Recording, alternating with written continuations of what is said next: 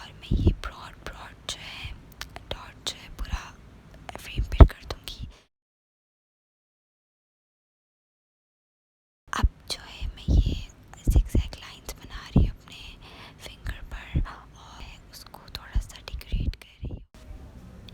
कुछ flowers add करने के बाद it will look like this, ठीक है।